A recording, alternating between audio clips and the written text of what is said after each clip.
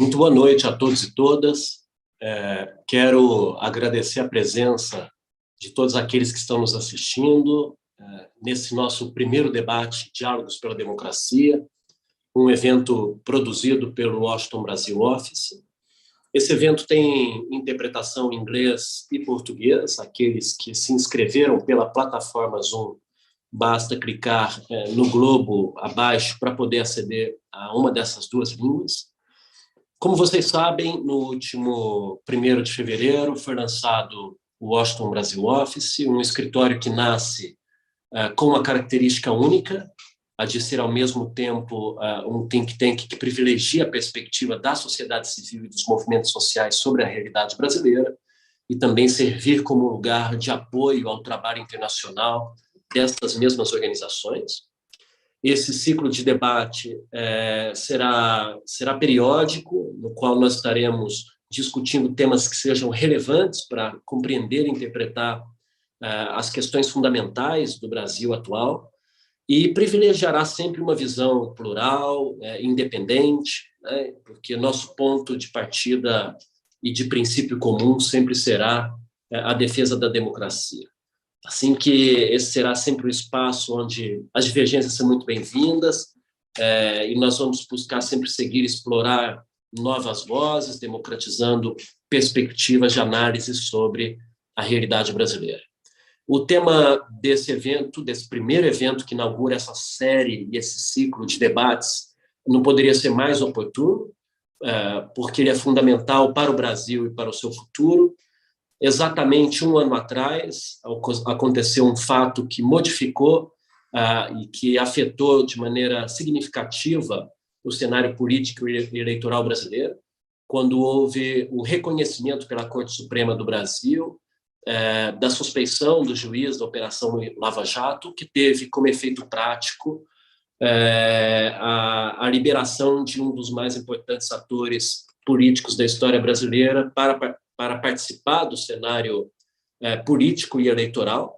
Essa discussão, essa decisão da Corte Suprema já bastante difundida, né, baseou-se em critérios de identificação de que não necessariamente foram respeitados, não foi respeitada a legislação na sua íntegra, ou os limites da lei, ou o princípio da imparcialidade nos distintos processos da Lava Jato, que havia tido um impacto de eliminar o ex-presidente Lula de participar das últimas eleições.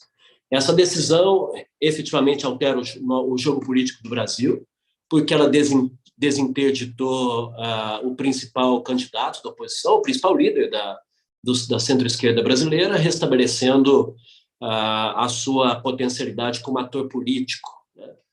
Um dos grandes impactos que se observou dentro da conjuntura brasileira é de que, notadamente, a partir dessa decisão, houve um deslocamento do debate político, antes restrito às questões relacionadas à luta contra a corrupção, para discussões programáticas sobre o melhor futuro e o melhor projeto, né, para o futuro do Brasil. Também, desde então, o ex-presidente Lula ocupa, sem muitas variações, 40% das intenções de voto em todas as pesquisas eleitorais.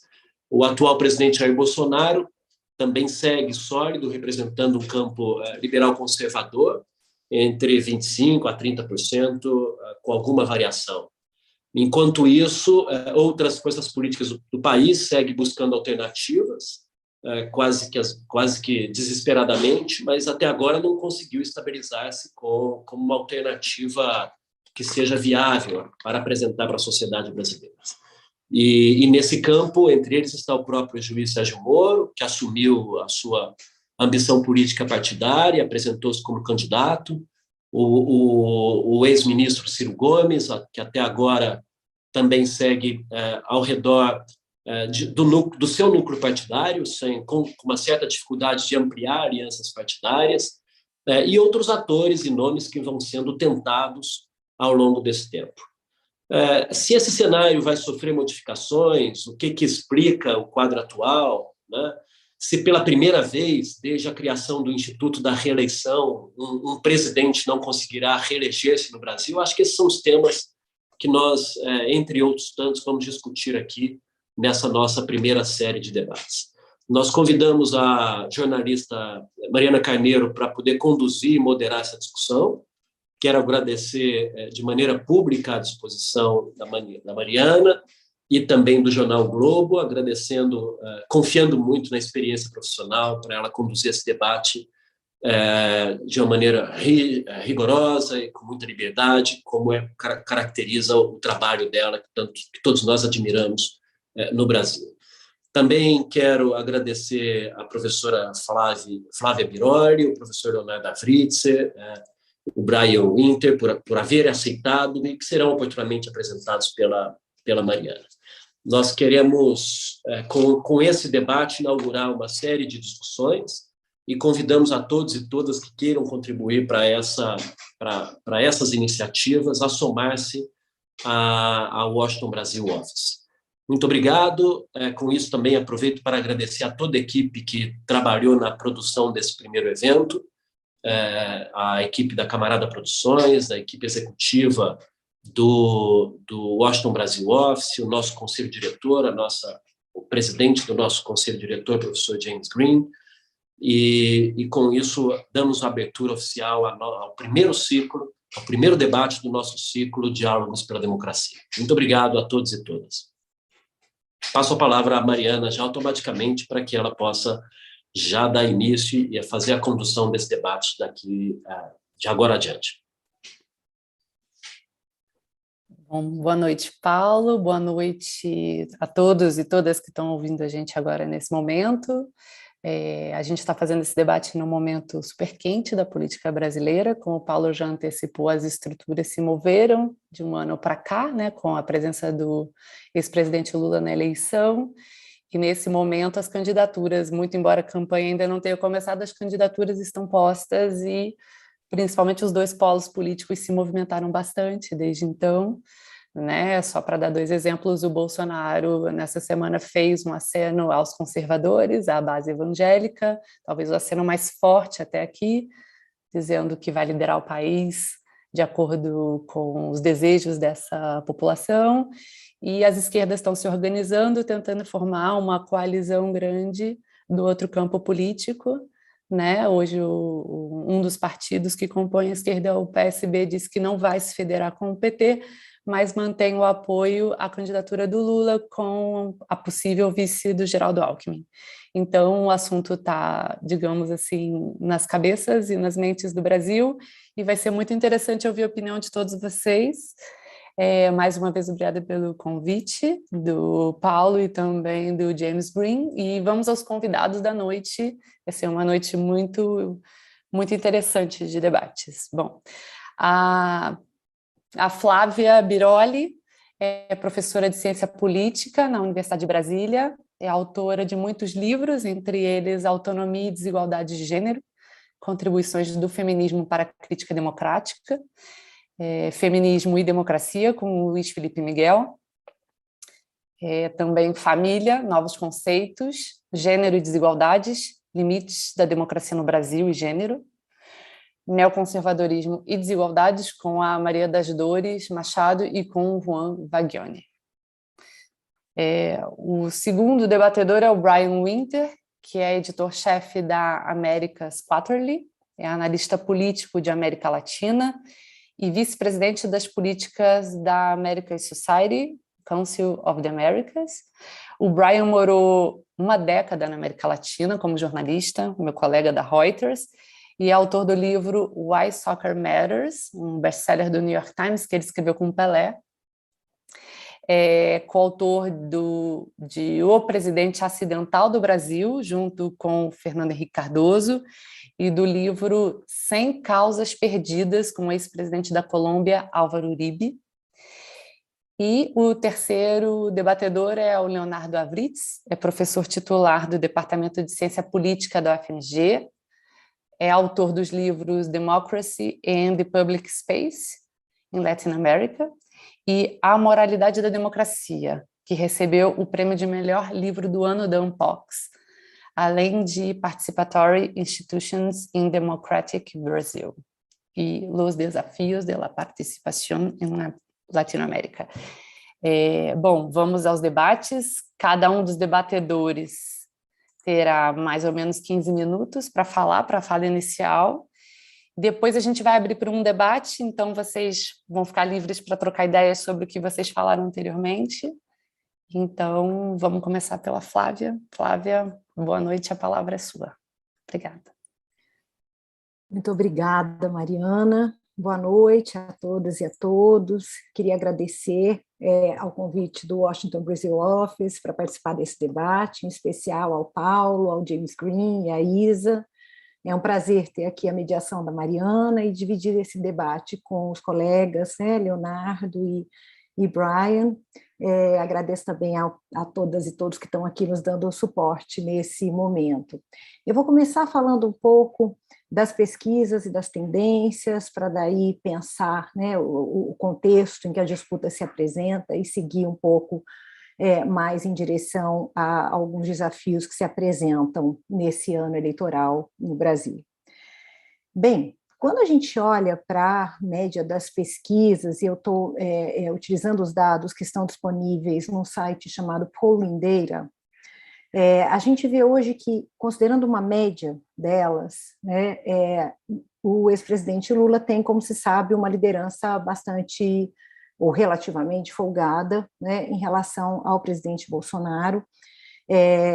A média de intenção de votos em Lula é de 41%, de Bolsonaro em 29%, e depois vem lá embaixo Ciro Gomes e o ex-juiz e ex-ministro Sérgio Moro com 7%, e o governador de São Paulo, João Dória, com 2%. O que chama a atenção aqui, e que eu vou já falar um pouco sobre isso, é que, pelo menos até o momento, a expectativa de alguns setores de que houvesse uma terceira via se consolidando não aconteceu, né? E a gente tem alguns elementos aí para pensar essas tendências que se apresentam. Então, um deles é que o Bolsonaro tem, se a gente olha as pesquisas, em torno de 60% de rejeição, e essa rejeição chega a 70% no Nordeste. Ela é maior entre jovens, mulheres e, como eu disse, os eleitores da região Nordeste, né? Nacionalmente, se a gente olha a avaliação de governo, isso vai se confirmando, né? Mais ou menos 50% e 54% tem avaliado o governo como ruim ou péssimo, e ele tem ali o suporte de mais ou menos um quarto, né, do eleitorado, 25% mais ou menos, que o avaliam como ótimo ou bom. Nesses últimos dias, da semana passada para cá, em especial, tem algumas pesquisas sendo divulgadas com uma leve oscilação da intenção de voto em Jair Bolsonaro para cima, né? Mas ela está dentro da margem de erro, eu acho que é importante a gente ter isso em mente, não é algo, por enquanto, que indique uma mudança nesse cenário. O fato dela estar dentro da margem de erro, no entanto, não significa que não seja significativa. E a razão pela qual me parece que ela é significativa é que não há deslocamentos de intenção de voto para algum desses candidatos que têm se apresentado como uma possível terceira via. Então, consolidam-se ali, até o momento, né, as tendências de que nós tenhamos um segundo turno entre o ex-presidente Lula e o atual presidente, candidato à reeleição, Jair Bolsonaro. Nós, então, trabalhamos aí com uma liderança de Lula e com um possível segundo turno. A Mariana falou hoje, eu confesso a vocês que eu não tinha visto, que houve um posicionamento do PSB em relação à federação, então eu ia colocar esse como um fator ainda em definição, né, se haverá ou não a federação entre PT e PSB. E esse é um fator, a questão da federação é um fator, e o modo como esses apoios se construirão, não apenas para o cenário das eleições presidenciais, mas pensando também nas eleições legislativas, de que eu vou falar rapidamente também. Outro fator ainda em definição, mas que está apontado aí pelo que a gente acompanha, é que Geraldo Alckmin, ex-governador de São Paulo, ex-candidato à presidência do Brasil, seja o vice de Lula. Eu vejo esse como um fator que talvez tenha menos impacto do que tem sido discutido na adesão eleitoral. Não me parece que é um fator determinante de mudanças na adesão eleitoral, negativas ou positivas, né? Mas, né, a consolidação dessa alternativa pode reduzir a hostilidade de uma parte do empresariado e a animosidade do capital financeiro, né? O vice, me parece, é uma ponta visível, né, de um conjunto de costuras no universo dos partidos e das forças econômicas que vêm sendo feitas para fortalecer prática e simbolicamente a candidatura do ex-presidente Lula no contexto atual. Então, essa é uma questão que a gente ainda precisa acompanhar e observar, e o fato de que não exista, até o momento, a consolidação de uma terceira via faz com que ela seja ainda mais relevante, mas também ainda mais sujeita a mutações, por exemplo, se a adesão, a intenção de voto, né, no atual presidente Jair Bolsonaro crescer. Bom, eu menciono muito brevemente a importância das eleições legislativas em qualquer cenário que venha a se concretizar com as eleições agora presidenciais de 2022, né? O que vai acontecer, né? Eu falando a partir, inclusive, da preocupação que é bastante presente nas minhas pesquisas com uma representação política mais plural e não simplesmente no espectro aí político, partidário, ideológico, né? Será que nós vamos seguir uma trajetória que vem das eleições recentes, de levíssimo aumento, mas ainda assim algum aumento que tem provocado mudanças nos debates no parlamento, com algum aumento, então, de eleição de mulheres, de negros e de negras? Será que a eleição de parlamentares de extrema-direita seguirá a trajetória de 2018, com um ganho de espaço, agora com candidaturas marcadas, por exemplo, por posicionamentos anti-vacina, pessoas que, por outras razões, que não necessariamente as campanhas, por exemplo, contrárias à anticorrupção, em favor do impeachment, etc., ganharam espaço? Será que agora, por outros, a gente vai ter, né, ou a gente vai ter uma tendência mais parecida com as eleições municipais de 2020, em que uma direita localmente enraizada ganhou espaço, né, e houve uma expressão relativamente menor de candidaturas que apostam na antipolítica e na radicalização de direita? Eu apostaria um padrão mais próximo ao de 2020, com clareza de que a extrema-direita continuará presente e que a direita tradicional tem se deslocado em direção aos espaços abertos pela onda bolsonarista e pela fraqueza do governo. Penso especialmente em PL e PP, mas não só, né, que têm um papel importante na sustentação do governo hoje. A gente sabe que o presidente da Câmara, Arthur Lira, tem um papel importante hoje, né, na sustentação e na construção do suporte ao governo Bolsonaro. Então, é importante a gente observar o que vai acontecer com o Congresso e observar como é que esse equilíbrio de forças se estabelecerá, pensando também nesse papel-chave que esses partidos têm tido. Bem, considerando então essas tendências que estão colocadas, só passar um pouquinho brevemente pelos fatores que parecem ser bastante constitutivos do que hoje nós temos de cena político-eleitoral e de tendências colocadas, né? A pandemia, né? O Brasil passa hoje por um momento melhor, né?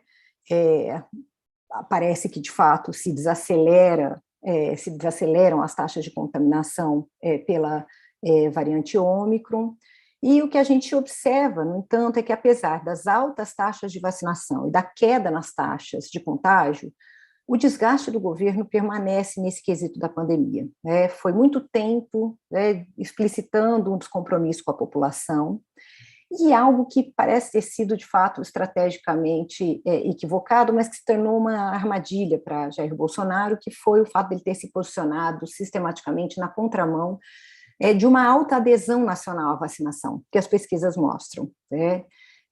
A recusa à vacina no Brasil nunca foi algo forte. Bom, um outro fator, a dimensão econômica central, né?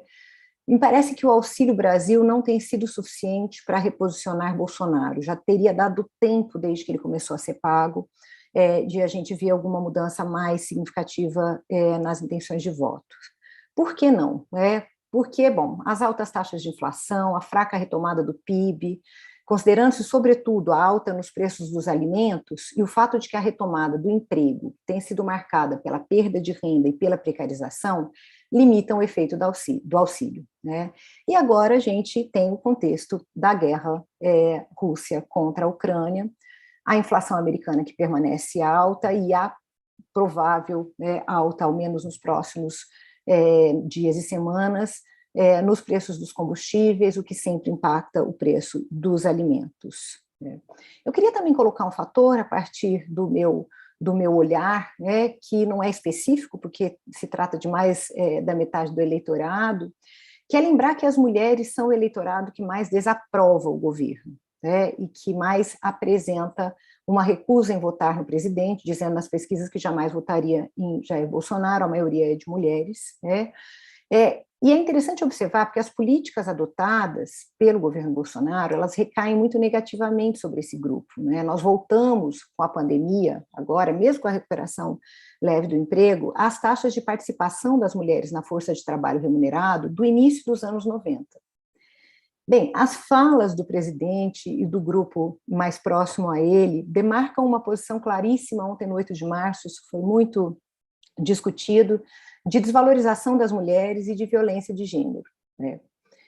E a aposta no conservadorismo, Mariana comentou hoje, né, sobre a fala recente do presidente Jair Bolsonaro em relação à base evangélica, mas é interessante porque a aposta no conservadorismo, a aposta no segmento evangélico como um segmento conservador de suporte a Bolsonaro, ela às vezes é entendida como se houvesse um grupo de evangélicos conservadores, né, um setor do eleitorado, que é o que mais adere a Bolsonaro, de fato, em termos estatísticos, pelas pesquisas, e um outro grupo em separado, de mulheres empobrecidas e com vida precarizada, né?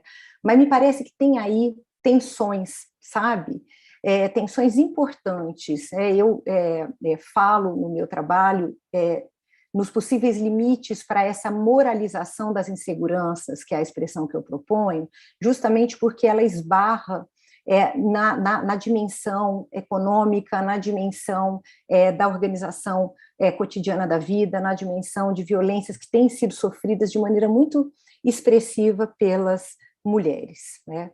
Bem, considerado esse cenário pelos dados atuais da pesquisa e tendências, considerados esses fatores que me parecem importantes no quadro para explicar, inclusive, o que são os dados que a gente tem de intenção de voto, eu acho importante também que a gente leve em conta que essa eleição não ocorre em um contexto político regular, né?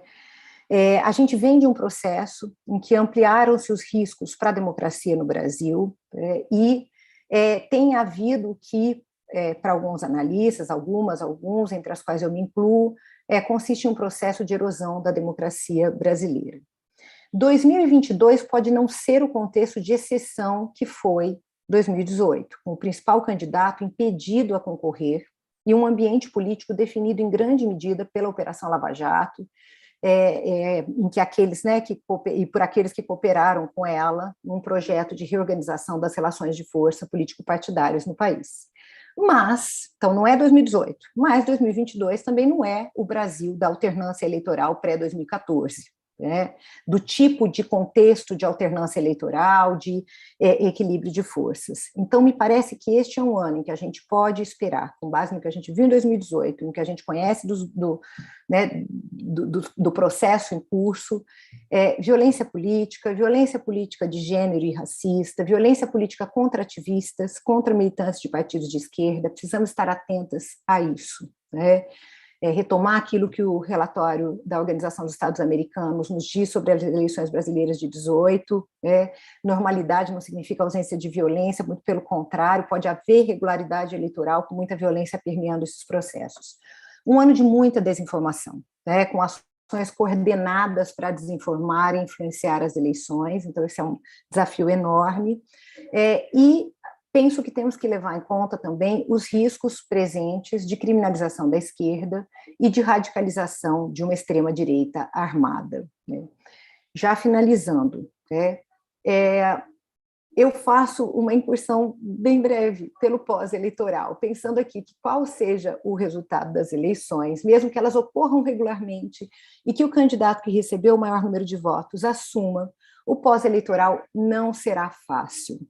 A extrema-direita continuará a fazer parte do ambiente político no Brasil com a vitória ou com a derrota do presidente Jair Bolsonaro. Aqueles que foram fortalecidos por ela, eu vou dar um exemplo, os mineradores ilegais em terras indígenas, eles vão virar as costas e sair? Quem foi favorecido pela desregulamentação ambiental e da circulação de armas, vai virar as costas e sair, para usar uma imagem? Eu toco nesse ponto porque, entre outros aspectos que eu acho que a gente tem discutido pouco, a relação entre política e crime organizado é um desafio, e é um desafio para muito tempo, um dos maiores para as democracias na América Latina. Embora se procure desviar os olhos para a ideia de que se trata de isolar casos e indivíduos ligados à corrupção, a relação entre crime organizado e política no Brasil e na América Latina, de maneira mais ampla, ela é muito desafiadora. O cenário econômico será necessariamente de muitos desafios. Os impactos da Covid, da guerra, sobretudo na inflação em termos globais, eles prometem não se esgotar em pouco tempo. Eu gostaria de deixar como um ponto também que a gente reflita mais sobre o que virá, se há algum projeto em cima da mesa hoje que procure atrelar desenvolvimento econômico e sustentabilidade ambiental. Que compatibilize desenvolvimento, sustentabilidade, redução de emissões de carbono. Acho que a gente tem discutido pouco isso no processo eleitoral, mas vai marcar o que virá depois. Daquele que é meu tema focal de estudo, a deterioração das políticas de direitos humanos e de igualdade de gênero, de igualdade racial, ela vai exigir, mesmo que exista uma mudança política, compromissos muito firmes e prioridades bem claras. Não posso deixar de dizer que é preciso evitar a falsa dualidade entre o cultural e identitário e o distributivo, porque a questão é de quais projetos de sociedade estão colocados, quais princípios de justiça têm balizado coalizões e ações estratégicas. E eu fecho agradecendo mais uma vez, com duas brevíssimas observações. Uma é que a agenda que deve dominar as eleições, resposta à pandemia, desemprego, inflação, empobrecimento da população, é uma agenda que tem ganho espaço no debate político-eleitoral em toda a América Latina. Me parece que ela abre um espaço diferenciado para se rediscutir o papel do Estado em direção a novos pactos. Será possível recuperar a capacidade do Estado? Há algo nessa direção que pode ser pensado?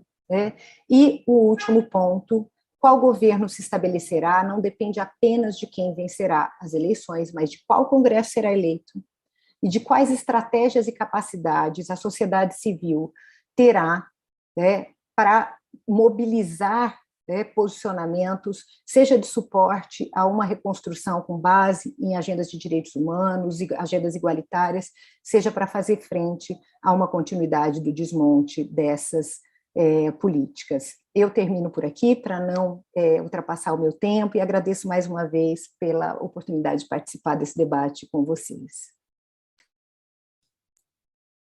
Obrigada, Flávia. Obrigada pela sua fala muito instigante. Eu estou cheia de perguntas já, mas vamos ouvir os outros participantes. Espera aí, vou chamar o Brian Winter agora. Por favor, Brian, a palavra é toda sua. Obrigado. Muito obrigado pelo convite. Sou um grande fã do trabalho que o Washington Brazil Office faz para estimular o debate e apoiar a democracia. Acho muito importante. Quero cumprimentar a Mariana, a Flávia e o Leonardo. É um privilégio estar aqui com vocês. Eu vou falar hoje em inglês. Fica mais confortável para mim, provavelmente melhor para vocês também, que assim não terão que suportar o meu sotaque meio texano caipira, né? So I'll switch now. Excuse me. I'd like to start by just giving you my analysis of the election and how it might go, and then building on what Flavia already said, and then talk about how it's being seen internationally, which may be the more interesting thing for somebody who's sitting here today in New York. Look, I think many of you know I've been following Brazil for the better part of 20 years, first as a journalist and now as an analyst and editor. In late 2017, I was one of the first analysts in either Brazil or internationally to say that I believed that Jair Bolsonaro could win. I was criticized a lot for saying that. Lots of people, including friends, told me that I didn't understand Brazil. All the reasons that we heard at the time, that he would have no tempo de televisão, no TV time, that he had no party structure, that Brazil always votes for the moderate in the end, all these lines that we don't hear in politics anymore because things have changed so much. And it was clear at the time that the entire political establishment that previously existed had been discredited by the biggest recession in history, by Lava Jato, which opened up the conditions for this surprise result. So the question becomes, okay, well, what about 2022? And let me just say that in our profession, as journalists and as analysts, there's always this incentive to make things sound as interesting as you can, to say, this will be the most exciting election. It'll be the closest election. That said, I believe there's a pretty good chance that this will be a boring election, a boring campaign, in which we don't see that much movement in polls, and Lula ends up winning by a comfortable margin. That's my base scenario. It's not a certainty, but I think that's what the polls tell us. And if we look forward into what's likely to happen in the politics and in the economics, there's not any substantial reason that I can see why the context would change that much. And it has to do with a couple different factors. I think that many voters have simply made up their minds already. These are two candidates that are likely to make it, and almost certain to make it into the second round and face each other, who are extremely well known, almost universally known. There's no surprise candidate in this race who's likely to come out of nowhere and surprise us again. People have made up their mind to a large extent about Jair Bolsonaro. They have seen the bad management of the COVID-19 pandemic, which took a major toll everywhere, but I think safe to say, especially in Brazil. I think that people understand the threats that President Bolsonaro represents to democracy and to institutional stability, and an economy that has consistently disappointed even prior to the pandemic.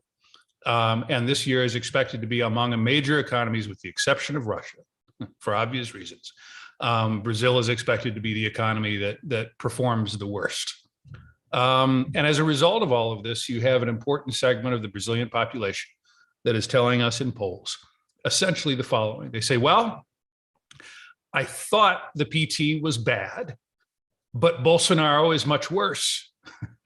And you see this in the president's low popularity and high negative ratings. I sometimes hear people say, oh, this is a race between two polarizing candidates, between two extremes. But if you look at the polls, and Flavia, you mentioned some of this, it's just not true. Bolsonaro's rejection is somewhere around 60% in many of these polls, and Lula's is somewhere around 40%.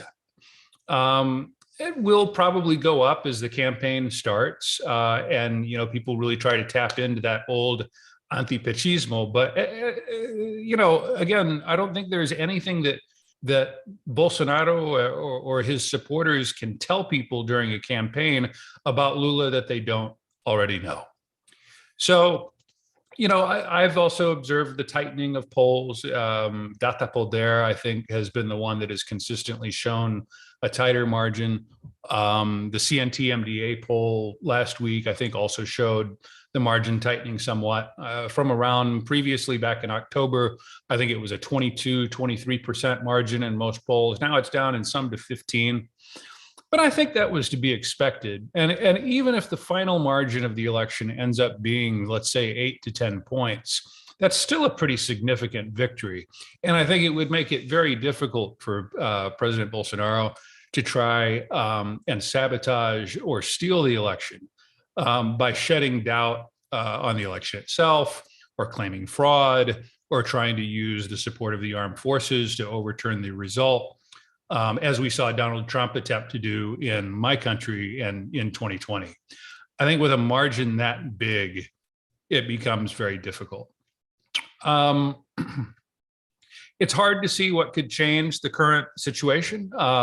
We look forward, again, I mentioned the economy, the expectation of both economists and the focus survey that the Brazilian Central Bank puts out every week, as well as forecast by the IMF, expects only 0.3% growth in the economy this year. Again, that's the lowest in the world among major economies, except for Russia.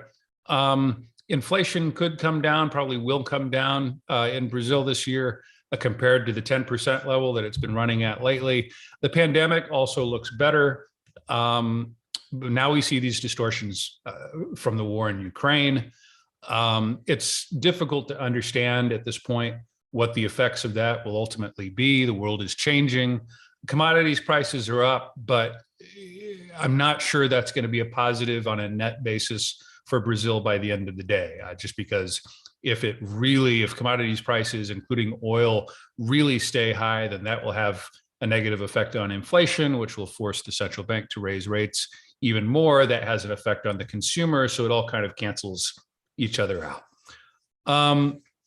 If Bolsonaro can somehow make this race about social issues, then maybe he has more of a chance. He's clearly trying to do this. I saw two recent statements that he made. One pointing out what the Supreme Court in Colombia did to legalize abortion. I think this was last week. And he said, hey, this could happen in Brazil too. And whoever is the next president will have a chance to appoint, I think it's 2 Supreme Court justices. And if you don't vote for me, then something similar could happen in Brazil. I think that's an effective argument for Bolsonaro in a country where polls suggest that 70 to 80% of people oppose the legalization of abortion. He said a couple other things as well, trying to make it about social issues. And look, I think some of these messages are effective in a country where, if you look at recent polling, 61% of people support Bolsonaro's proposal to open new military schools. 60% favor mandatory religious instruction in schools. Brazil is a socially conservative country in many ways. And with the growth of the evangelical Christian community in recent years, it has perhaps become more so in the last 10 years or so. But look, at the end of the day, it doesn't seem to me like these social issues will overcome the negative feelings that people have about the president as a result of the pandemic, with unemployment still above 11%, all the problems that people have suffered with personal loss of loved ones because of COVID-19, the hunger that has come back to Brazil over the last several years. These things, at least in theory, add up to a comfortable victory for Lula. But I think it's important to have humility and keep our eyes open and see. Moving on to how this election is being seen abroad in the United States. I think there is concern inside the Biden administration in Washington over the integrity of Brazil's democracy, about the possibility of a repeat of the events of January 6, 2021, not just, by the way, January 6 itself, with the attack on the insurrection at the US Capitol, but also the whole process leading up to that, where Donald Trump tried to lean on every possible tool that he had within his government to try to force people to overturn the Democratic result. I am on record repeatedly as saying that the threat of this potentially happening in Brazil is real. I wrote this a year ago when Bolsonaro first made changes in the defense ministry and to the heads of the armed forces. I worry about it. I maintain some contacts in Bolsonaro's world. I try to talk to everybody. That's just something that I do. And they say things like, well, of course we support democracy, but Lula is a felon and the PT is a criminal organization. So if we'll never allow Lula to win, because if Lula won, then Brazilian democracy would be over. So you have that sort of, discourse that I think is pretty common amongst the hardcore members of the Bolsonarista circle. Some of that is driven by the possibility that Bolsonaro knows that if he does lose, he and members of his family face the strong possibility of either exile or jail. I do think that because of the experience that we had here in the United States, I know that people in Washington are concerned about the integrity of the election, about efforts to cast doubt on the electoral process, as Bolsonaro tried to do, last September. And, as Flavia mentioned, I think the possibility of political violence is also something that concerns people as well. I think all of this helps explain the polite distance that the two presidents have taken from each other, the fact that Joe Biden and Bolsonaro have still not spoken personally. This is just my own opinion. I think reflects some of these doubts, some of the parallels that people see with Trump and how, more importantly, how the Trump government ended. Just one final note about kind of how he's being seen on Wall Street, or how the election is being seen amongst, in kind of the financial centers here. I think that there are still supporters of Bolsonaro on Wall Street, but if you took a poll, I think it would be pretty close. And that may surprise people, but I hear a lot of people who, at banks and at big companies, who are quietly rooting for Lula. Many of them remember the 2000s, which of course was a period during which everybody did well. Financial markets, the consumer class in Brazil.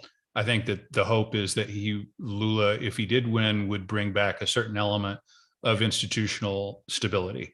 There are questions about, kind of which Lula it would be, more the fiscally conservative, less interventionist Lula of the first term, or the Lula of the second term, which was something different. I have my personal doubts on that question. Maybe we can talk about that if it's interesting as part of the question and answers. I look at people who are still kind of central in this campaign, at least so far. I see people like Gleisi Hoffmann, Rui Falcão, Franklin Martins, and others. And, those are kind of the names from the more, let's say, progressive part of the Workers' Party. Maybe Lula is closer to the Lula of this first term, but I'm not sure the rest of the party is with him. But look, my hope overall is that this will be a democratic and peaceful election. I think that that's what matters most. But I think it's at some risk in 2022. And that part, even if the election itself is boring and the numbers themselves remain in a fairly comfortable margin for Lula, I think as we get to the end, that part could get tense. So we'll see. Thank you. Obrigada, Brian, pelas suas palavras. É interessante saber como o Wall Street está vendo essa eleição e o que eles estão esperando. Confesso que me surpreendeu um pouco saber que tem gente torcendo secretamente pela eleição do Lula em Wall Street, mas a gente vai perguntar melhor no final. É interessante isso. É que eles têm memória, né? Eles lembram que foi a década do 2000. Sim. Mas vamos ver qual vai ser o Lula, né? Se for o Lula eleito. Bom, vamos lá. Agora o nosso terceiro palestrante, o Leonardo Avritsy. Leonardo, a palavra é sua. Bom, boa noite para todos. Em primeiro lugar, queria agradecer ao Paulo Abraham e elogiar o Brazil Office e a iniciativa, porque eu acho que ela é realmente muito importante. Também saudar os membros da mesa e a nossa mediadora. Eu vou passar, não muitos slides, mas vou passar uns 3 ou 4, né? A Isa está me ajudando, então vou pedir ela para colocar o PowerPoint aí online. Meu ponto de partida é... Vamos começar do primeiro mesmo. Então, meu ponto de partida é as eleições de 2022, elas vão ocorrer sobre o pano de fundo do bolsonarismo e da crise do bolsonarismo. Então, eu vou tentar, em primeiro lugar, classificar um pouco mais ou mostrar um pouco mais o que eu acho que é o bolsonarismo. Depois, vou tentar mostrar um pouco o que é a crise dele. E aí, vou tentar mostrar algumas incertezas fortes que a gente tem no cenário eleitoral, né? Então, meu primeiro ponto, primeiro slide, próximo, né, é o seguinte: o bolsonarismo, na verdade, ele é um movimento e uma forma de governo. O Bolsonaro era um membro marginal do Congresso Nacional, lançou a candidatura dele à presidência da Câmara em 2017, né? O Chico Alencar, do pessoal gosta de dizer isso, né?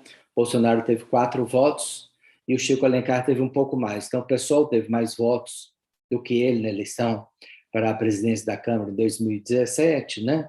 Que mostra que ele era uma pessoa completamente marginal no Congresso Nacional.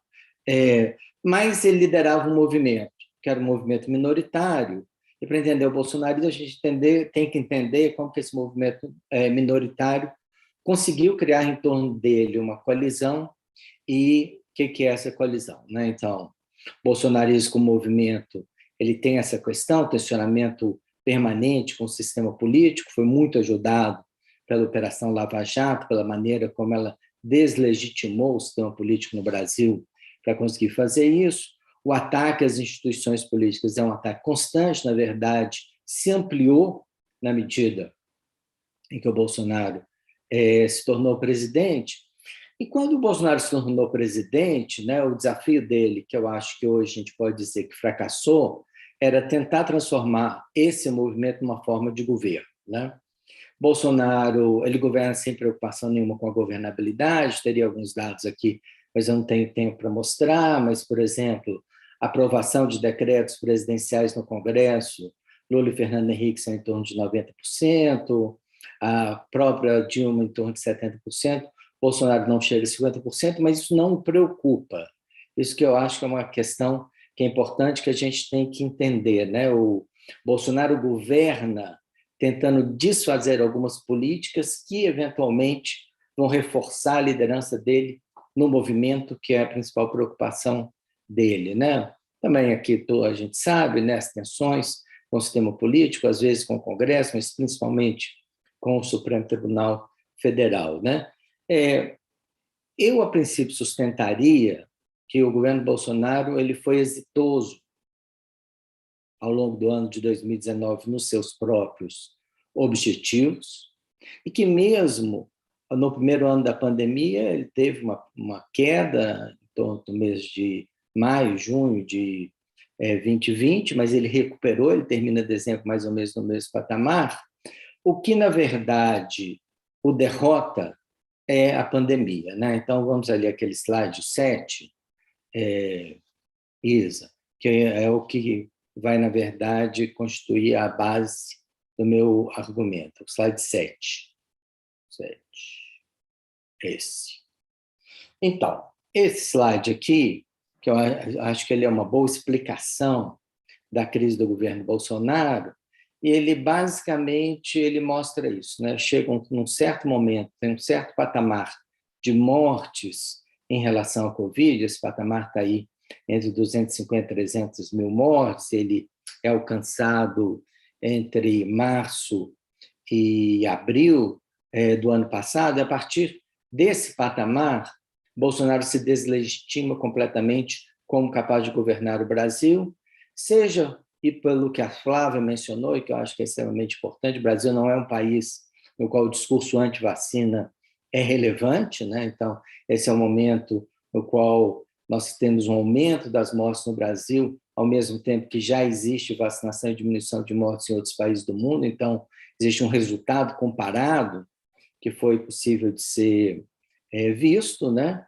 Ao mesmo tempo, é também o momento em que começam, logo em seguida começam as ações da CPI da Covid, e a CPI é o primeiro momento no qual a oposição ela tem controle de uma parte do Congresso Nacional, no qual ela pode questionar o governo Bolsonaro desde a eleição dele, né? Ou seja, Bolsonaro consegue, ainda que com seus conflitos com o Congresso Nacional, ele consegue controlar a Câmara e o Senado até o início da CPI. A CPI é o primeiro lugar onde, de fato, ele é obrigado a se explicar e ele não consegue dar uma explicação, vamos dizer, consistente. Isso gera a crise do bolsonarismo. Estou dizendo tudo isso para fazer um argumento básico aqui, que é a crise do bolsonarismo, é a crise do bolsonarismo como forma de governo, né? E a gente tem que entender um pouco melhor o que acontece nessa diferenciação entre bolsonarismo como forma de governo e como movimento, o que está colocado. Aí, Isa, eu queria passar para aqueles 3 últimos que eu te pedi para mostrar. Não.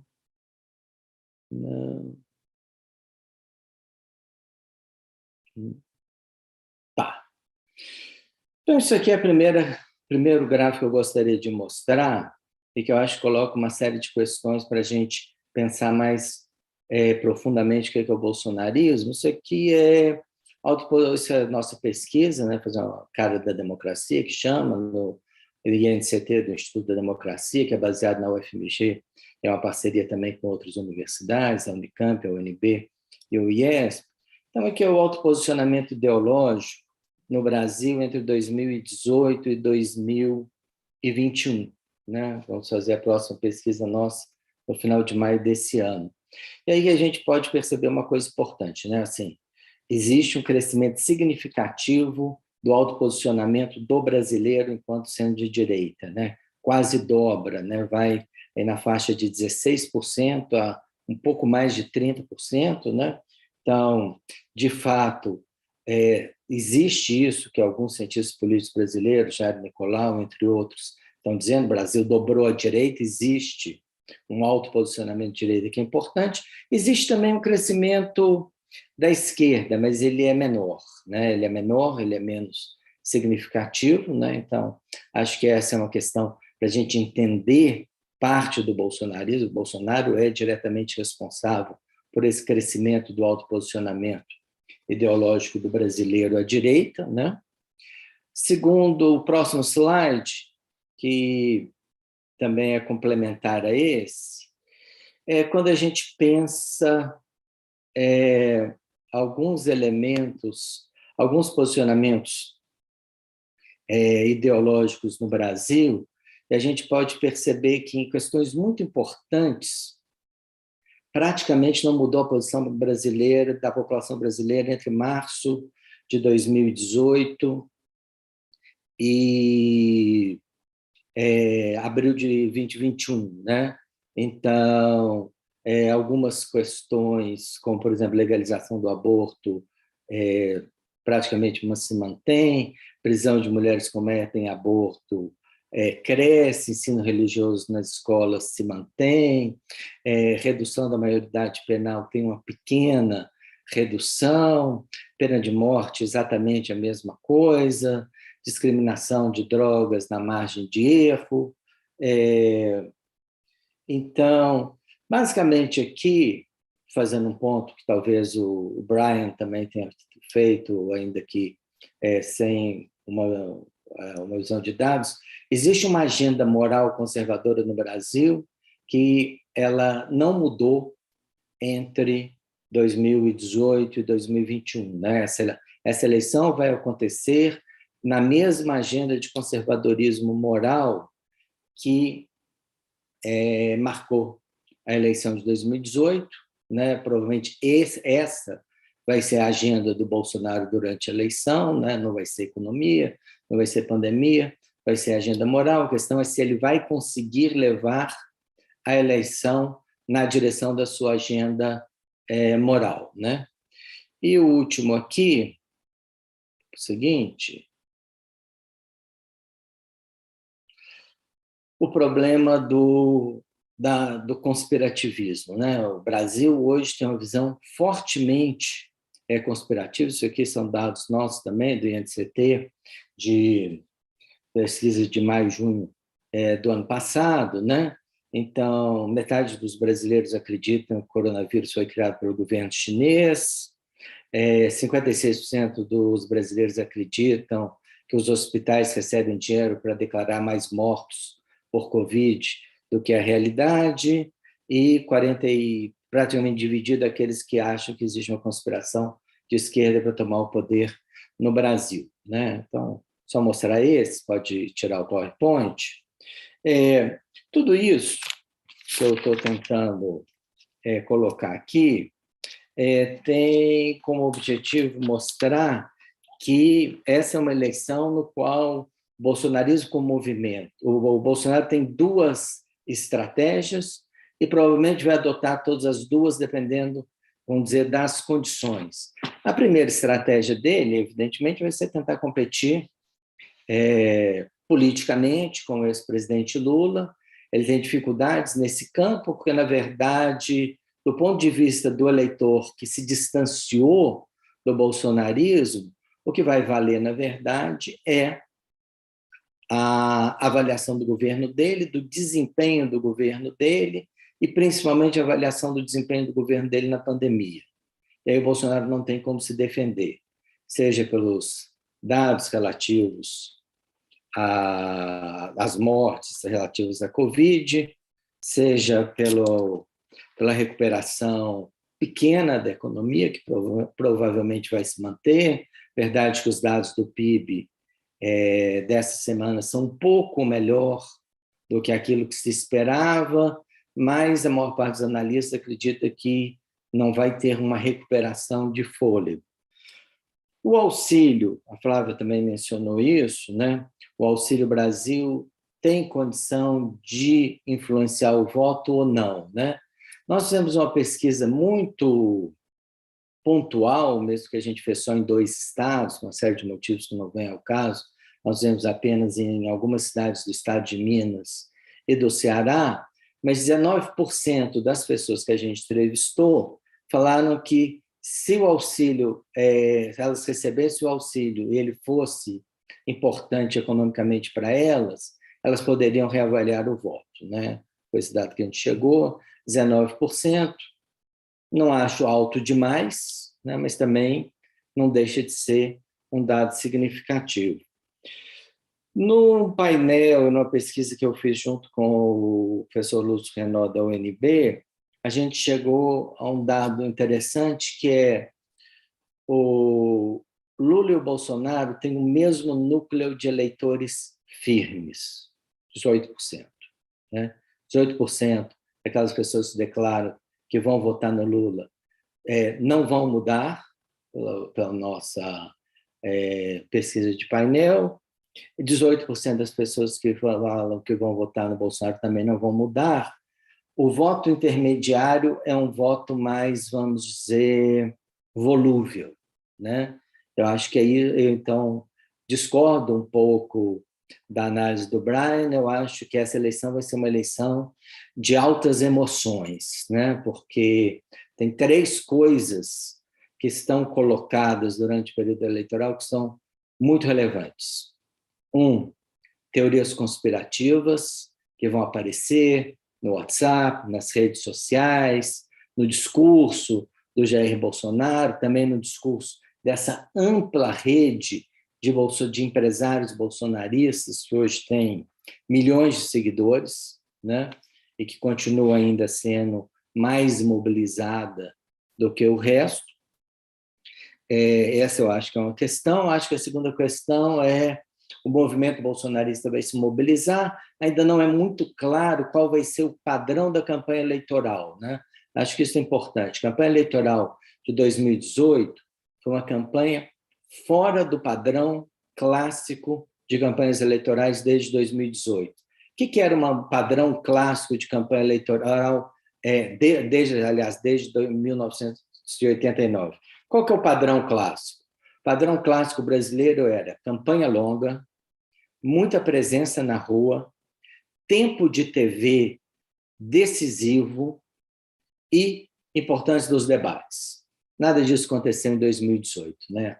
A campanha foi curta por causa do problema envolvendo a decisão se o presidente Lula seria ou não candidato. Na verdade, a gente pode dizer que a campanha começou no momento que Fernando Haddad assumiu a candidatura dele, portanto, nos primeiros dias de setembro.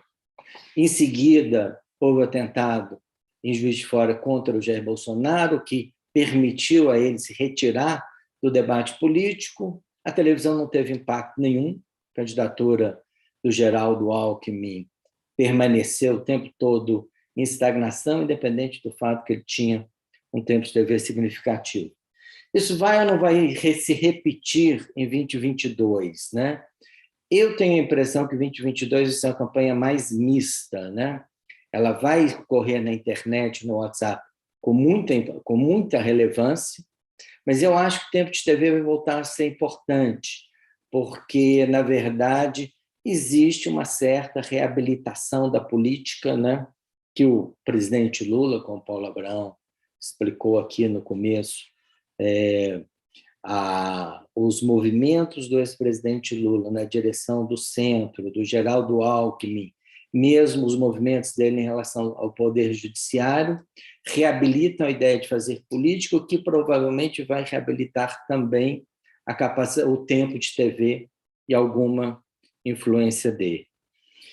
Duas tendências principais, né? Assim, o que vai acontecer? A gente não sabe, né? Mas duas tendências principais que eu colocaria. Bom, é possível dizer que em todas as eleições brasileiras, desde 1989, com uma exceção só, quem começa na frente ganha, né? Collor começou na frente em 89, o Fernando Henrique começou na frente em 98, o Lula começou na frente em 2002, 2006, a Dilma começou em 2010, em 2014, e o Bolsonaro assumiu a dianteira em setembro de 2018. Né? Então, nós só temos uma exceção, que é a eleição de 1994, né? No qual o Lula começou na frente e o Fernando Henrique ultrapassou ao longo da campanha eleitoral durante os meses de julho e agosto, depois do real. Então, difícil dizer se esse padrão vai se manter ou não, mas, na verdade, eu acho que é factível apontar na direção de que os brasileiros, de alguma maneira, já têm um posicionamento em relação ao presidente Lula, ao ex-presidente Lula, que pode se manter, né? Segundo lugar, essa questão da antipolítica. Acho que a antipolítica diminuiu e, junto com ela, o antipetismo diminuiu. Os nossos dados mostraram isso já em pesquisas também em 2020, não é, Flávio? Mas o segundo turno da eleição de 2020 teve uma série de tentativas de reabilitação em disputas muito apertadas do antipetismo, e alguns foram exitosos, né? Eleição para a Prefeitura do Recife, eleição para a Prefeitura de Vitória da Conquista, algumas dessas a gente viu a reabilitação do antipetismo, então existe alguma chance, ainda que também as nossas pesquisas mostram que o antibolsonarismo no Brasil hoje é mais forte que o antipetismo. Então, basicamente, eu gostaria de apontar isso. Eu acho que essa eleição ela vai ocorrer sob a perspectiva do Jair Bolsonaro tentar competir eleitoralmente, se ele puder, mas se não, ele vai tentar fortalecer o seu movimento, que é a segunda perspectiva, e o movimento dele é fundamentalmente um movimento antipolítico, eu diria até mesmo antidemocrático. Não vejo quase nenhuma chance dele reconhecer o resultado eleitoral. Se ele vai mobilizar contra o resultado eleitoral ou não, essa talvez seja a grande incógnita que vai marcar a conjuntura entre uma possível eleição do ex-presidente Lula e uma posse. Com certeza vão ser meses extremamente conturbados no Brasil, podemos esperar muitas coisas, mobilizações de grupos, forças de segurança. Bolsonaro fez questão de dar aumentos importantes para as forças de segurança agora no começo do ano. Ele conta com a fidelidade desses grupos, muito mais das polícias militares do que do Exército, que ainda continua sendo uma instituição basicamente hierárquica no Brasil, e vai ser o seu comando que vai definir a posição dele. Não vejo o Exército Brasileiro se engajando em grandes aventuras em outubro, mas consigo enxergar polícias militares se mobilizando contra o resultado se o Bolsonaro assim, se o Bolsonaro chamarem para tanto. Portanto, a estabilidade do período pós-eleitoral no Brasil provavelmente vai ser muito maior do que a instabilidade do período pós-eleitoral nos Estados Unidos em 2020, né? Se, de fato, os governadores vão controlar suas polícias, se, na verdade, o STF vai conseguir enquadrar o Bolsonaro, ou se o Congresso Nacional pode, inclusive, removê-lo de forma relâmpaga. Eu acho que tudo isso está colocado. Então, na verdade, eu acho que tem mais incerteza no pós-eleição do que no período eleitoral. Vou parar por aqui. Obrigada, Leonardo. Muito interessante. Tudo isso que você falou, eu concordo contigo, eu também acho que vai ser muito eletrizante essa eleição. Até porque o que mais a gente ouve na rua é que a campanha ainda não começou. Assim, se a classe política está mobilizada, as pessoas ainda não se mobilizaram para a eleição propriamente dita. Assim, pelo menos é o que a gente mais ouve. E as campanhas também não começaram. Então, eu acho que ainda a gente vai ver muita água rolar debaixo dessa ponte.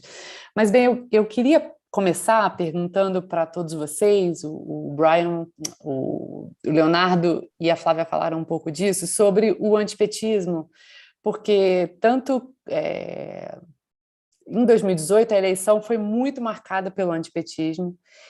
Houve esse movimento aí na eleição de 2020, né, com digamos, um arrefecimento desse sentimento, mas o que a classe política muito fala é quando ligar o holofote, mostrar o Lula, quem é o Lula, o que o Lula pensa, o que o Lula fez, talvez o Bolsonaro por aí consiga fazer uma batalha mais equilibrada, digamos assim, né?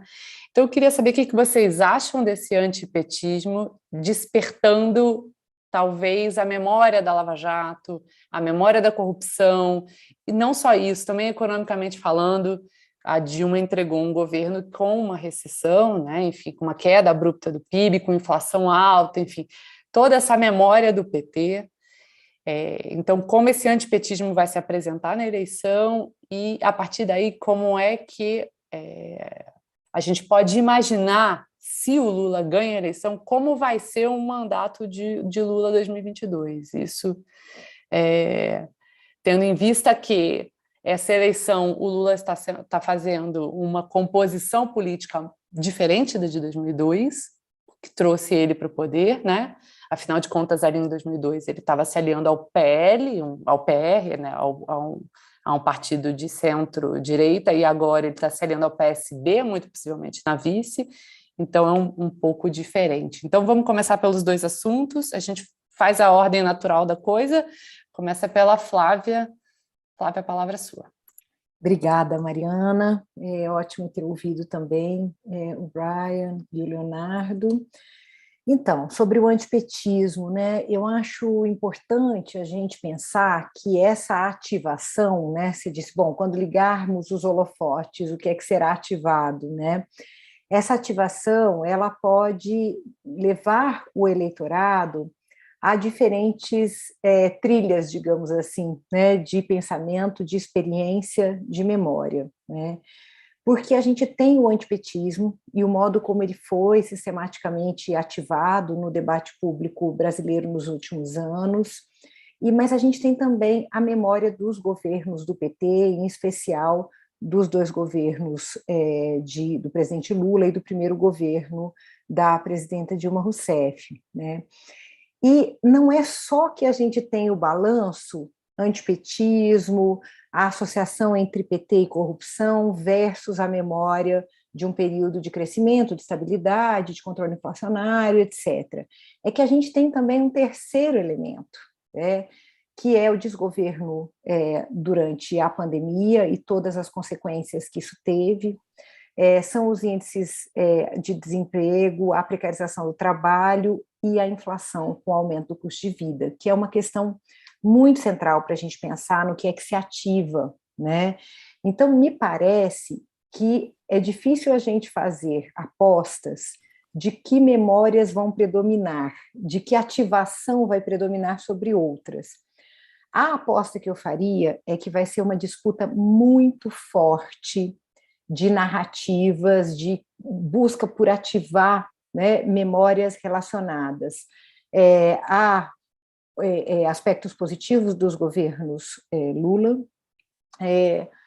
de outro lado, aos aspectos negativos, focando sobretudo na crise econômica no período final do governo de Dilma Rousseff e no modo como o antipetismo foi se tornando uma narrativa com um impacto importante eleitoral e na polarização política no país, mas que tudo isso vai ser atravessado pela pandemia e pela situação econômica desse período, né, e que não deve ser muito melhor nos próximos meses, né? A gente vai ter disputas muito fortes nesse sentido.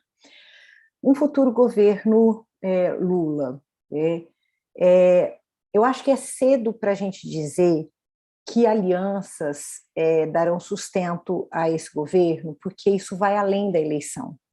A gente tem que lembrar que o chamado centrão, ele se transmuta com muita facilidade, né? E ainda que a gente tenha hoje uma posição de poder muito forte do PL e do PP, gente, é difícil, né? A gente não tem como não dizer que esse governo é tanto do Bolsonaro com a coalizão que o elegeu, quanto, e eu diria mais hoje, de Arthur Lira, Ciro Nogueira, né? Então, desses políticos com enorme experiência, inclusive de transitar entre diferentes alianças, né? Então, a gente tem a questão das alianças agora no período eleitoral, a gente tem como é que, não apenas essas, mas num reposicionamento, elas vão funcionar no ano que vem, e eu acho que isso depende muito da eleição para o Congresso. Isso vai ser importante nessa movimentação do chamado centrão, né? E a gente tem a questão do cenário econômico internacional, que assim, a gente sabe que vai ser difícil, vai ser muito complicado, né? Tem um ponto que eu nem costumo gostar muito de colocá-lo como uma variante importante, mas uma variável, desculpa, eu estou com as variantes da Covid na cabeça, uma variável importante, mas que eu acho que a gente tem que levar em conta, que é a habilidade política do ex-presidente Lula, né, que tem como uma das suas características muito conhecidas a capacidade de transitar, de estabelecer diálogos, né? E isso deve ser bastante relevante nesse processo. Lula, com a idade que tem, se for eleito, se assumir, vai ter, sem dúvida, toda uma aposta em fazer o governo em que ele possa avançar, né, condições de ser lembrado, não só como aquele Lula dos primeiros governos de 2013 seguinte, como agora, caso seja eleito, né? Então, eu acho que é uma questão para a gente ter em mente também. É claro que eu não estou fazendo nenhum tipo de aposta numa habilidade de um líder político ou no carisma de um líder político com capacidade de mobilização social, mas algo mais pé no chão, né, que é o trânsito que este líder político já demonstrou ter quando é necessário para compor força política e lidar com crise. É isso, obrigada, Mariana, mais uma vez, pelas perguntas. Vou passar a palavra aqui para o Brian, mas só acrescentando um detalhe na minha pergunta sobre como será esse Lula na eleição e no próximo governo. Só acrescentando um pouco esse histórico e essa dúvida que paira o Lula depois da prisão, se vai ser um Lula vingativo, se o Lula vai querer brigar com o sistema, não vai aceitar ouvir o mercado financeiro, como a gente já ouviu agora desde o início da campanha, de que o mercado financeiro não vai dar as regras dessa vez, enfim. Como o Brian está falando bastante com o pessoal de Wall Street, de repente a gente pode ter algum tipo de insight nessa linha. Brian, a palavra é sua. Tá bom, eu vou ser bem breve, então vou continuar assim em português. Para responder à parte sobre o antipetismo, eu diria que o antipetismo existe, mas parece, pelo menos, que o antibolsonarismo é mais forte, a não ser que você não acredite nas pesquisas, né? Mas acho que as grandes pesquisas, Datafolha, CNT e outras têm um bom track record, né? Eu não vejo por que questionar, pelo menos eles podem até errar, mas não por uma margem muito significativa. Sobre o Lula, ele certamente vai sofrer um aumento na rejeição quando a campanha realmente largar.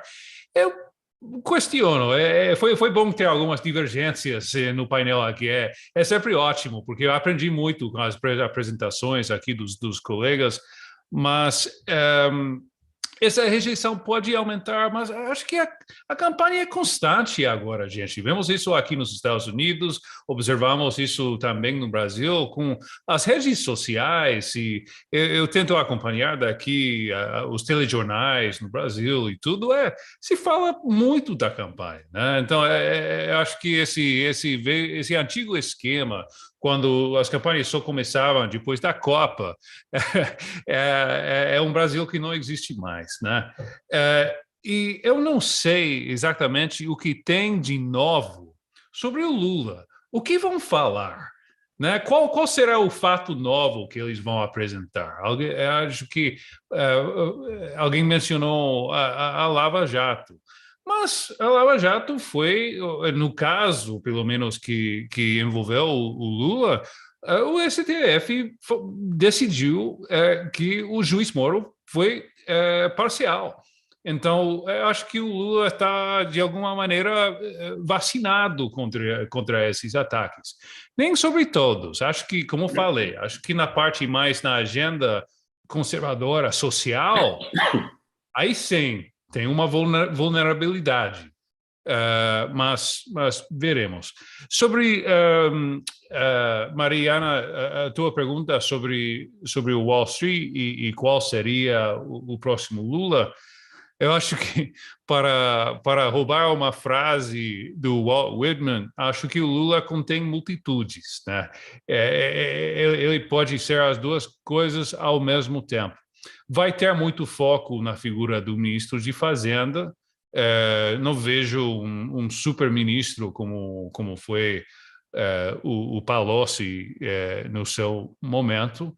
Também o momento é outro, né? O Lula já tem uma certa reputação positiva entre muitos em Wall Street, a Dilma não, eles veem ela com outro olhar, mas acho que tem boas lembranças da política fiscal e monetária do Lula durante os seus 2 governos, favorecidos, claro, por um boom de commodities que até poderia repetir, vamos ver, mas enfim, para concluir, eu acho que é válido. Eu estou ouvindo nem preocupação, nem euforia sobre o futuro brasileiro, seja Lula, seja Bolsonaro. O desafio será quebrar o padrão dos últimos 10 anos, que foi uma década perdida na parte econômica e social, e não estou ouvindo, pelo menos enquanto, muito otimismo com nenhum dos 2 candidatos principais, porque os desafios são grandes, desafiam qualquer ideologia, tem problemas de produtividade, competitividade, inserção do Brasil no mundo, enfim, eu acho que o panorama será difícil com qualquer dos candidatos. Obrigada, Brian. Isso. Antes de passar para o Leonardo, eu só queria acrescentar também um pedacinho, que, Leonardo, você falou um pouco do antipetismo e do arrefecimento dele, só colocar um pouco dessa sua perspectiva em cima desse seu achado, né, que a população brasileira se mostrou mais à direita, digamos assim, endireitou nos últimos anos, se isso não vai acabar aflorando aí na eleição e pesando na balança a favor do antipetismo, que vai se ligar a pautas progressistas de costumes, enfim, se esse campo de batalha vai ser levado pelo Bolsonaro, como vai ser levado. Tá. Então, eu acho que temos duas coisas aqui que são interessantes, né? Assim, quando você faz perguntas de survey, em geral, sempre que você pergunta preferências ou nos últimos anos pelo mercado, políticas de mercado, em geral, essas preferências dão respostas positivas. Mas sempre que você pergunta, e o sistema de aposentadoria no Brasil deveria ser privado? Não. O sistema de saúde no Brasil deveria ser privado? Não. Então, o brasileiro, ele oscila, né? Verdade o brasileiro é moralmente conservador, acho que ficou mais moralmente conservador nesses últimos anos. Ele tem a influência de um discurso pró-mercado, que também se tornou importante, mas ele acredita em algumas instituições estatais para as políticas sociais e para a sua segurança social. Então, é aí que vai se dar o debate, né? Verdade o Bolsonaro... Bom, Bolsonaro, na verdade, o Brasil tem um exército que sempre foi um exército fortemente estatizante, né? Muito diferente, por exemplo, do caso do exército argentino, o Chile, o exército brasileiro era um exército estatizante. O Bolsonaro vem dessa tradição, mas faz esse acordo com o mercado, terceiriza a política econômica para o mercado, coisa que, de alguma maneira, o Michel Temer também já teria feito. Agora, nós temos que reconhecer que, por mais que se critique a política econômica da ex-presidente Dilma, o chamado ajuste liberal não deu resultado, né? Ou seja, esse também é um tema da eleição, né? Ou seja, o Brasil tem hoje, depois do PIB crescer 4 e alguma coisa no ano passado, ele tem uma economia do mesmo tamanho que ele tinha em 2014, né? Então, nós não tivemos crescimento econômico. O desemprego brasileiro é 2,5 vezes o que ele era em 2014. Nós não chegamos a níveis de emprego de pré-pandemia, como é o caso dos Estados Unidos e também alguns países da Europa. Então, assim, não acho que o ex-presidente Lula ou o PT tenham grandes vulnerabilidades no campo da economia, né? Vai depender do que for a discussão. Também não acho que o Bolsonaro tem grandes coisas para mostrar no campo da economia. Pelo contrário, acho que ele não tem praticamente nada para mostrar, né? Fez um discurso aí há uns 10 dias atrás para alguns empresários, tipo assim, puxando a orelha, mas assim, né, teve uma certa repercussão midiática. Ninguém levou ele muito a sério, né, porque ele não tinha nada para mostrar, a não ser fortes incoerências nesse campo, né? Então, eu vejo assim que a economia vai ser importante. Provavelmente o que o Lula vai dizer sobre a economia é: eu vou fazer uma grande aliança que vai ter credibilidade e você não é capaz de fazê-la. Acho que se eu adivinhasse, se eu fosse adivinhar o discurso econômico do Lula, ele vai ir nessa direção, ou seja, ele vai jogar o capital político que ele construiu nesse último ano, e que não é pouco significativo, pelo contrário, é muito significativo. Ele vai dizer: ninguém reconstrói a economia brasileira sem capital político, e quem tem sou eu, né? Mas eu acho que ele provavelmente não vai entrar em muitas especificidades, né? Vale a pena só apontar uma grande diferença aqui, que é a mudança na Fiesp, né? Acho que isso vai ter impacto eleitoral, né? O Josué Alencar foi eleito presidente da Fiesp, ele vai tomar posse em alguns meses, e a eleição vai acontecer. Ele já fez um discurso falando que é preciso política industrial no Brasil, ele já apontou nessa direção. Então, também, isso não vai se configurar durante a eleição um discurso empresariado versus Partido dos Trabalhadores, ou empresariado versus Lula, porque o Josué de Alencar não vai topar esse discurso, né? Então, nós temos aí realmente um panorama muito diferente de 2018, da maneira como o SCAF conduziu a Fiesp, a maneira como ele deu apoio para propostas conservadoras. Nada disso vai ser parte do panorama econômico da eleição desse ano. Por último, eu queria falar um pouco de Congresso. Até a coluna do Lauro Jardim no Globo, acho que essa semana, né, tinha uma coisa que era tipo assim: quem entre os evangélicos e o Centrão vai aderir mais rapidamente ao Lula, né? Alguma coisa desse tipo, né? Realmente as apostas estão abertas, né? Certamente os evangélicos não vão apoiar o Lula, mas eles já estão falando em adesão, né? A boca pequena, a conversa entre eles está nessa direção. A mesma coisa está colocada em relação ao Centrão. Então, a ideia de que o Lula vai ter dificuldades para construir uma ampla coalizão no Congresso, né? Ainda mais dada essa grande capacidade que ele tem de se movimentar em diferentes campos, né? O jantar Lula-Alckmin no mês de janeiro já mostrou isso, né? Muita gente do PMDB, muita gente do Partido do Kassab, muita gente de diversos grupos políticos que tinham aderido ao impeachment foram lá, né? Então, Lula é muito maior do que a coalizão que o PT conseguiu mobilizar nos últimos, vamos dizer, anos do governo Dilma, né? Então, tudo isso aponta, na minha opinião, naquilo que ele vai tentar mostrar. O que ele vai tentar mostrar? Eu tenho capacidade e legitimidade política para fazer uma ampla coalizão, e sem isso não tem reconstrução política nem reconstrução econômica no Brasil. Boa, Leonardo, muito interessante isso. Gente, infelizmente eu vou ter que encerrar, acabou o nosso tempo. Tinha outras perguntas, mas enfim, não vai dar tempo. Igual foi muito rico o debate, aprendi muita coisa hoje também. E, enfim, eu queria agradecer vocês, os painelistas, e também destacar que os Diálogos pela Democracia é uma série de debates com especialistas do Brasil e dos Estados Unidos sobre os temas relevantes para os dois países e que vai acontecer todo mês.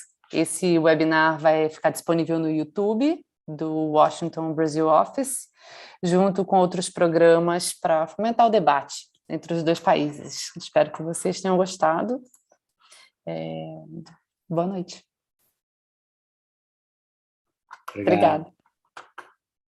Obrigada, gente. Obrigado.